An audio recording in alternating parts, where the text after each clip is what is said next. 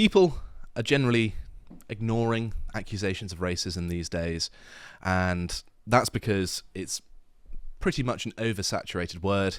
It's been used too much. It's like currency. If you inflate it too much, then it becomes devalued. It doesn't hold any weight. It's not a social reputational weapon anymore. Mm-hmm. And amongst the right, the more someone is called racist, the more we think they're our guy, which is a sort of backfire thing, because it's going to backfire both for the left and the right. For the left, by calling everything racist and saying caring about immigration is racist, they're going to marginalise themselves, because people are concerned about immigration and they're willing to put up with being called racist, because, as we can see from the US and both the UK and many other European countries, people calling these parties racist isn't putting people off voting for them and vocally supporting them.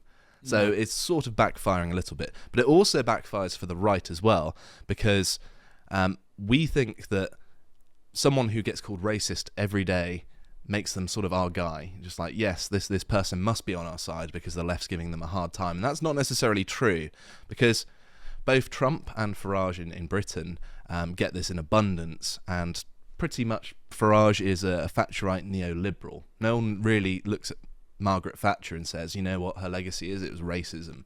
Well, very few people anyway. Yeah. He's not really breaking out of the paradigm, and it's pretty standard colourblind meritocratic stuff. Whereas Trump... A lot of normies don't know that, though, because a lot of normies do perceive the world through a mainstream media lens. On last Friday, after I got back home, I went to the pub to meet up with a mate, and we were talking to some guy, half Irish, half English, who, as he was leaving the table, he was very drunk, he started screeching about how, you know, like, because somebody brought up Remembrance Day. He started screeching about how, oh, you're not allowed to support Remembrance Day or remember all of those people who died to fight fascism when fascism's rising in the UK. If you're going to go and vote for Nigel Farage, you should go and kill yourself. And I was not enough pints down and had a banging headache, so I did not want to start an argument over it, but I was just like face palming, going, please go away. He was on his way out at the time he started screeching about it anyway, so I was like, just get out. It's very prevalent, isn't it? Normies do still perceive the world through this lens. But it's not really true, is it? Objectively, if you look at the policies and you look at the actual evidence, rather than hearsay and what is said in the media, which are the two best ways to control people, is low information, fast-paced, low information saturation. Exactly. I mean, this guy was not the most intelligent person that I've ever met. Normally a nice guy, but... And Donald Trump, to pivot as a sort of parallel, is basically a 1990s New York Democrat. You know, a lot of his policies are similar to that of Bill Clinton. You know, Barack Obama did more deportations than Trump, although, of course, they do face different situations as a sort of caveat. They counted differently. They also counted everybody turned away at the border as a deportation under Obama. Which is sort of cheating a little bit. Yes. But it's still fair to say that lots of people are disappointed at the rate of deportation. Yes. And also the U-turn on H-1Bs and bringing in more legal migration, these sorts of things. To that, they'll point to the lack of border crossings since Trump came in office, which is fair, but I think we have to accept easily reversible by the next administration if you get a Democrat in, who's just going to open the floodgates again. And if you are not deporting the 10 million plus illegals who are already in the country at a rate that is going to reverse their entry into the country, then you're not even making a dent, because all of those illegals are going to have children, and you're going to face the same birth rate problems that everywhere else in the West is experiencing. I'm not on the Elon birth rates train, but I do admit and accept, because you have to recognize, if white birth rates are what they are, as opposed to non-white birth rates, that is where, even with closed borders, the demographic change is going to happen. Yes. Yeah. And I think that there are lots of other things as well that are points of concern, but just because the Democrats would be worse doesn't mean that you should just be perfectly happy with the alternative. You can still have expectations and hold people you otherwise support to account, and I think that that's fair. But people don't necessarily do that, and it's a shame, and I think that this is sort of playing a part in it by calling both of them, racist and fascist. It doesn't really defame their reputations anymore. If anything, it makes them more popular with their base, because it legitimizes them as an authority by attacking them, doesn't it? And the worst consequence is that it contains the genuine right-wing movements, because people think they're much more radical than they really are. Like Trump and Farage, not really that radical in the grand scheme of things. Perfect example, Maloney. Yep, exactly. The rise of fascism in Italy all over again, and people got really hyped up for it because they're saying if she's that bad, she must be willing to make the difficult decisions that are going to turn Italy's situation around. Mm-hmm. She gets in, what do you get? More Blairite neoliberal. Yeah, exactly. Which is basically a continuation of Thatcherite neoliberalism anyway. And that's what I see, these sorts of public accusations of, these people are racist. I'm going to use examples from Farage because there's been a recent story that I find interesting. But it could apply just as much to Maloney or Trump or any political leader that is described as, a controversial right-winger, when actually the reality is they're not actually that controversial. And all of these accusations actually serve to legitimize them to their own base, when perhaps people could afford to be a little bit more critical towards these people, because they do deserve it. And you shouldn't just take people for granted and be a cheerleader for them. You can drag these leaders to the right if you employ the right strategy. So here's a recent example from only a month ago.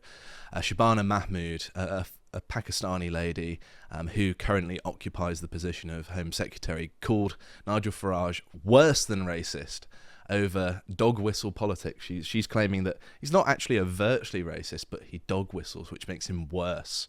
So we'd be the dogs in this case? I guess so. Right. And we pick up on it. But except for the fact that many people on the right are actually critical of Farage for not being right-wing enough. Yes. And so I don't understand what these dog whistles are. In fact, many of the people who they're worried about are critical of him for not being radical enough. Mm-hmm. So what is the dog whistle? This only serves to legitimize the notion that he is radical and makes people support him from the right. And this is the one that I think is perhaps the most egregious. So this is a story about... Oh, this one. Smoke coming out of his mouth because he said something that is that on fire. They're just making him look cool. Deeply shocking. Nigel Farage faces fresh claims of racism and anti-Semitism at school. When was Nigel Farage in school? I mean, he's 70?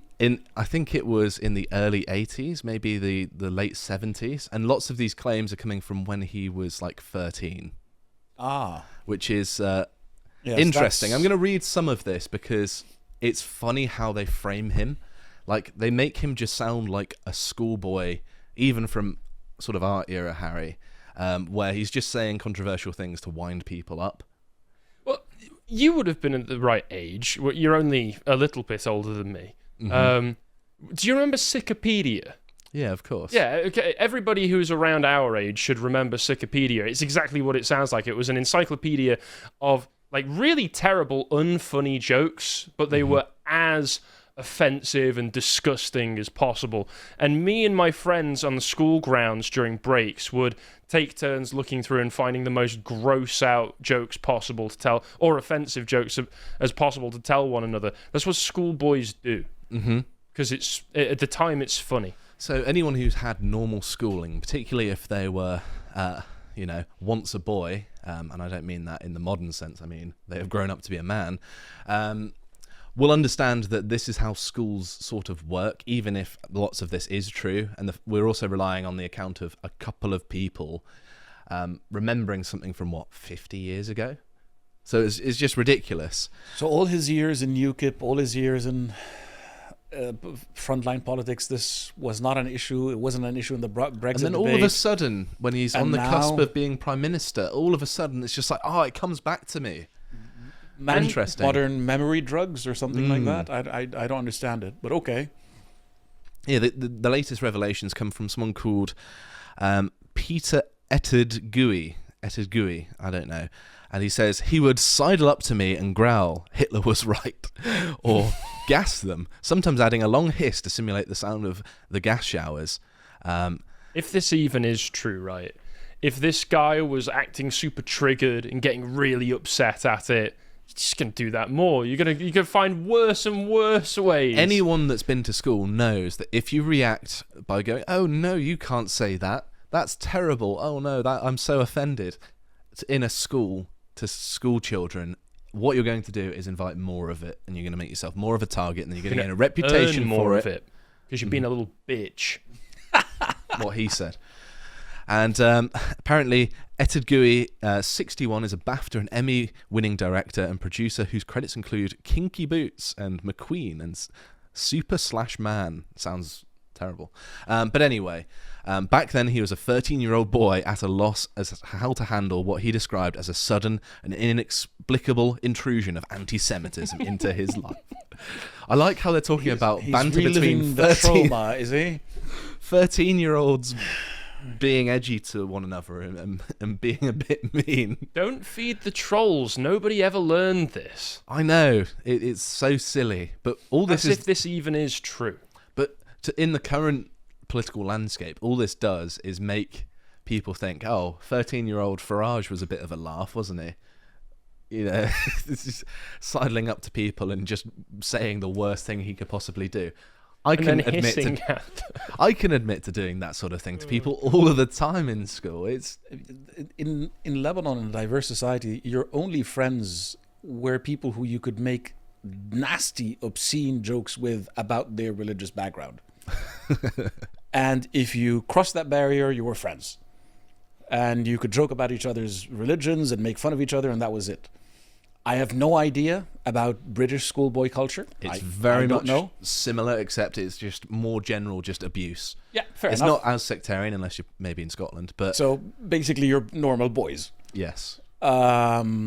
This, I have no idea whether or not this is true. I don't have any reason to believe it now. But okay, somebody said something 50 years ago. Mm-hmm. Moving on. I know, it's pretty desperate, isn't it? And it carries on to say, in recent weeks, The Guardian has heard allegations from more than a dozen school contemporaries of Farage who recount incidents of deeply offensive behaviour throughout his teenage years. Okay. This is so silly, isn't it? Because not only are they sort of making him out to normal people as he was once a schoolboy who did, offensive things that, I didn't, there weren't any Jewish people in my school, so, I couldn't have possibly done this. But there are many equivalents of things that I did that were edgy, and at the time, no one really batted an eye. I don't think anyone's going to come out and speak to The Guardian and say Josh was, teasing me for my various heritages or something. Are you running for Parliament? No. Oh, okay. It's funny that it comes out then, isn't it? Yes. They're happy to sit on it until it's the most opportune moment. It is clearly weaponized, right? Whatever this is, true or false, this is clearly weaponized. I'm sorry, but I can see what you mean as well, Josh, because this is very clearly could be aimed at people like us to try and rehabilitate Farage as a bit of a laugh, someone who had a great time in school, somebody who was known for being a bit of a leader. He wasn't afraid to go there and make jokes that other people wouldn't. There's absolutely an element to this whole story, especially at a time when Zoomers are starting to invert the boomer morality, that this could be an attempt to try and win people over. Now, that might be conspiratorial thinking 4D chess. I don't think it's necessarily deliberate, but it's going to have that effect, I think. Whether it's deliberate or not, it's still going to have that effect. And I think it isn't deliberate in this case. I think it is The Guardian, having a little tantrum. And the funny thing is that this happened all the way back in 2013. There was another school days letter, and this time they were trying to call him a fascist instead of a racist. And it's talking about... he was recommended to be a prefect, basically, to give you the TLDR. And to read a little bit of it, I'm going to scroll down. It says, the letter says, when one teacher said Farage was a fascist, but that was no reason why he would not make a good prefect, which I thought was a funny line in and of itself. He's an ideal candidate. There was a considerable reaction from colleagues. It's a bit weird to call a school child a fascist anyway, isn't it? Isn't it really weird to just be that extreme? I know. And then the funny thing is, it carries on to say further on down the line, it talks about him, getting a group of boys to march through a small town, singing Hitler Youth songs, apparently, which just sounds like a bit of a troll. I don't actually think Nigel Farage is a National Socialist, and nor does pretty much anyone. Well, I mean, on GB News the other day, he was fantasizing about if we'd just basically gone in after the First World War and genocided the Germans. I know, to avoid yeah, the Second World War. So he's about as far from being a National Socialist as possible. I would say even so. despite his German wife. Mm-hmm. So this part I found the most funny. Terry Walsh, who was the deputy master at Dulwich, the school he was at, i.e. deputy head, says Farage was well known for provoking people, especially left-wing English teachers who had no sense of humour. The former master of Dulwich, the man who appointed Farage and received Chloe Deacon's letter, says he has no memory of the meeting or the letter, but he agrees with his former deputy it was naughtiness, not racism. I didn't probe too closely into that naughtiness, but the staff were fed up with his cheekiness and rudeness. They wanted me to expel him, but I saw his potential, made him a prefect, and I was proved right. And then it carries on to say, but several Dulwich old boys have told me they recall Farage making racist remarks as a pupil and voicing support for right-wing groups, though none have been willing to say so publicly. It's interesting, isn't it? It's just silly. This is just the same sort of thing that they're employing. It's not going to work. And I would also like to point out this, that his deputy leader, Richard Tice, was meeting people in Israel. So I don't know about these accusations of anti-Semitism. Confirming that we at Reform Party UK stand strong with Israel and look forward to working closely together after we win the next general election. And this is a sentiment that Farage himself has echoed many times. Mm-hmm. And Nigel Farage denies the Gaza genocide and backs weapons exports to Israel. I don't know. These don't seem like the actions of someone who's truly anti-Semitic to me. No, Maybe he's just playing the long game. He's going to stab old Nettie in the back. Who knows? And then what's happened here is obviously the Labour Party have seen an opportunity. This is a recent story again now, from just yesterday, where their number 10, i.e. Keir Starmer and his government, is calling on Farage to urgently address the disturbing allegations of past racist behaviour when he was 13. Really? I mean, everything that I've done, everybody has some things, some skeletons in their closets. If they have to go this far back, this is my not, goodness, yeah. This is really desperate. I mean, if I went back to my school days, I'd have much worse things than this. Putting people headfirst in bins and you know...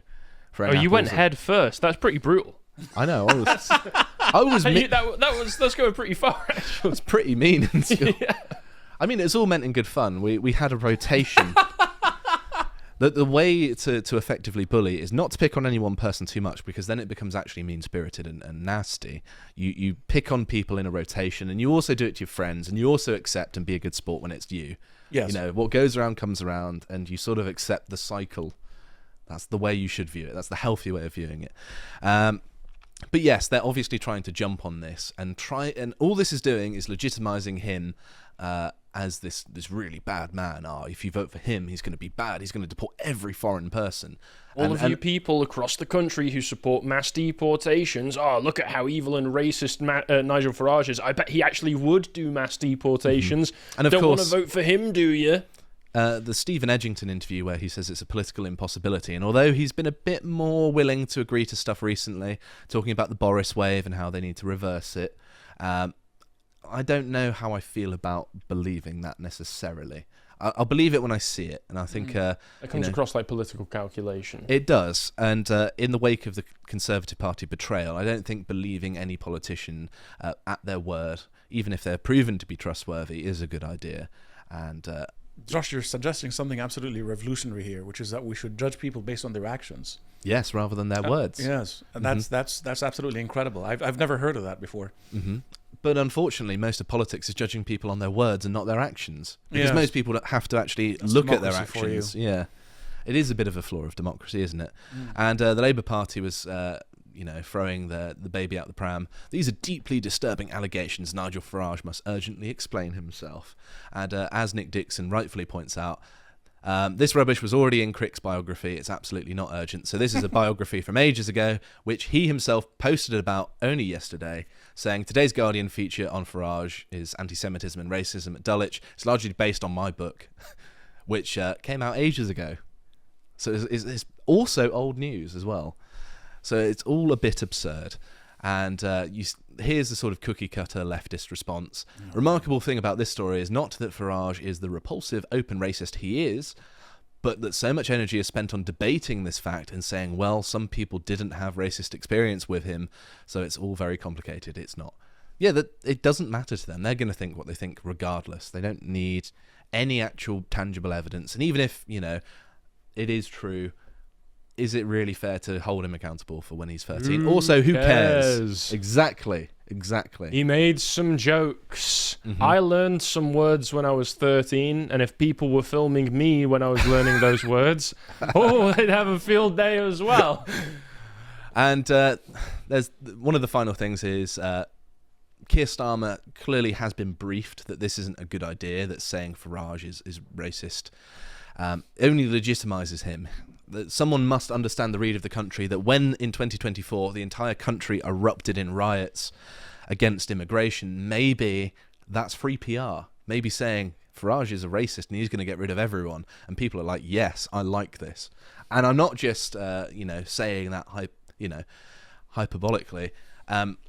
There's a recent poll from the 1st of October, so not too long ago, asking about do Britons think Reform UK are racist? And even some Reform supporters were like, yes, we are. I mean... 4% of them. Yes. 8% of them are unsure. I don't know. Well, sometimes I am, but not everyone, Well, it depends on the group in question. We let ourselves have a cheeky bit of racism on the weekends. The thing is, if what you're saying here, the most important thing about it is really about reading the room. As in, Britain is now at a stage where saying somebody is racist makes them more popular because the experiment of multiracialism, multiculturalism has failed so spectacularly and has really gone so badly for the native British that now they're willing to say, actually, yes, I want to chuck out the baby with the bathwater. I want to be racist, and that's fine, and that will make me support somebody even more. And that's going to happen more and more as this goes on. And that's going to happen more and more. And then you see people like the Gaza MPs and their associates saying, no, we're just as British as you are, haha. And then the next day, no, I'm Pakistani. And then the day after, well, there's going to be a war. No, I'm not going to fight for Britain. Okay. This is completely devalued currency, exactly as you said at the beginning. And it's so entirely pointless to follow this line of argument or even to be interested in it when we know that every single policy under DEI is explicitly targeting white people. And so it seems to me that the conclusion is everybody is racist and always was. And always will be as well. And always will be, because everybody's going to have an in-group preference unless they're an insane leftist. Well, it's just denying an aspect of human nature that is... Exactly. Because our in-group preferences are tied to basically our preference for our own flesh and blood and family. Yes. And because there are visual cues that tell you if somebody is your flesh and blood and family or isn't, it sort of leads to that conclusion. So the whole discussion about race and racism is so entirely pointless and empty. I just don't want to be involved in it. I don't care. It's as simple as, do they look more like me than not? And even on juries in America, they apply this rule that if there is a member of the jury who looks a lot like the defendant who's going to be, have the trial against them, they will take them off of the jury. Because they must have forgot about that with the Derek Chauvin trial, didn't they? Yeah, they must have. But because they might see themselves in that person. It's as simple as that. It's how OJ was acquitted. Well, it's very much how O.J. Simpson was acquitted. So blacks on juries always say a black person is innocent, even if they're not. Yes. Well, like the Derek Chauvin trial when there was an actual BLM activist. Yeah, exactly. But it's okay when they do it. But I think it's interesting here that basically the people who are trying to frame themselves as opponents to the right, of course the Conservatives pretend they're right-wing and so do their supporters, but they're not really. They're of the left just like the rest, but they don't think they are. So you can see this split where in the case of the Greens, Labour and the Lib Dems, the majority think they are racist, whereas the Conservatives and Reform generally think they're not. I think you shouldn't care. It shouldn't be a big deal. Or just say, actually, Reform's policies are, yes, I'm going to vote for them. What if have you by got to lose? racist you mean they favour the native British, you would be insane not to vote for them. Yeah, of course. It's silly, and that it? is really now the definition of racist. Do you favour your own group over others? Well, everybody else does. What are you going to do about it? be normal. Well, it's like the prisoner's dilemma, isn't it? Where if you don't stick up for yourself, it really is like the prisoner's dilemma. If you don't stick up for yourself, you're just putting yourself on the chopping block for someone to betray you. Yes. Yes. Like, it's ridiculous. It's irrational. It doesn't make any sense. But there are lots of other polls where it's just like, do you think the party, or do you think Keir Starmer thinks they are? Do you think Keir Starmer thinks Reform voters are racist? So they're asking random people on YouGov to psychically analyse what they think Keir Starmer might think. And the funny thing is, Keir Starmer publicly said he's not. He just said that the closest you could say is that the immigration policies were, but... What a worthless the most interesting poll to get a perception of what people think is Keir Starmer's perception. But the most interesting tidbit here is this. Generally, most Reform voters don't think that the party is racist, but they accept that the left believe that they are. So, again, they have an awareness of how they're perceived. And that kind of confirms your point, that the more they use the term racist, the more it is devalued, because the people who support the Conservatives and Reform here seem to accept that, yes, you're going to be called racist no matter what, so you might as well live with it and move on. And, you know, there's also the argument that, well, you may as well embrace it as well. Like, exactly. Like, why, if you're going to be called racist anyway, why should you moderate your actions? Yes. And that's what I've said about Reform the whole time, is that they're going to say these things anyway, so you may as well be as radical as you like and actually solve the problems, right? Exactly. And that's what the left is unwittingly doing by using this. But also, of course, it does backfire for the right as well, because it allows people to accept less radical politicians when actually they want radical ones. Yes. If you would like to watch the full uncut version that is also uncensored, head on over to lotuseaters.com to find out more.